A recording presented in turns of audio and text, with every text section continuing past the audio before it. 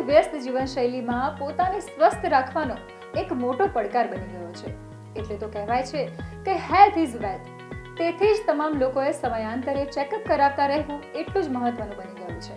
જેના ભાગરૂપે સરકારે બાંધકામ શ્રમિકો માટે સંપૂર્ણ તબીબી સહાય યોજનાની શરૂઆત કરી છે.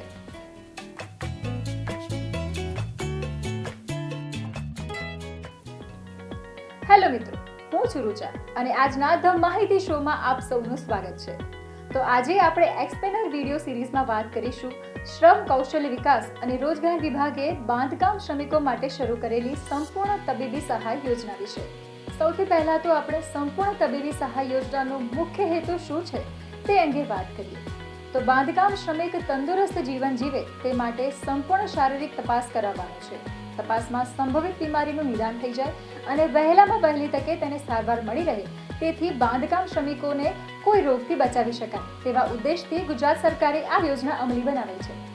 તો હવે થશે કે આ યોજનાનો લાભ કોણ મેળવી શકે છે?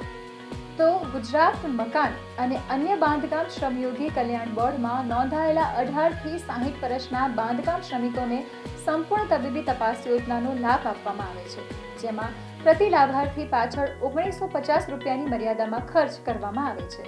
હવે સંપૂર્ણ તબીબી સહાય યોજના માટે અરજી કેવી રીતે કરવી તે અંગેની પ્રક્રિયા વિશે આપણે વાત કરીશું. તો નીચે દર્શાવેલા પોર્ટલ ઉપર જઈને આપણે ઓનલાઈન અરજી કરવાની રહેશે, જેમાં જરૂરી દસ્તાવેજોમાં માત્ર આધાર કાર્ડ અને નિર્માણ કાર્ડની જરૂર પડશે. તો દોસ્તો, આશા છે કે તમને આ એક્સપ્લેનર વિડીયો ગમ્યો હશે. સરકારની આવી અનેક યોજનાઓ વિશે વધુ માહિતી માટે જોતા રહો ધ માહિતી શો, અને ત્યાં સુધી મને આપશો રજા. નમસ્કાર.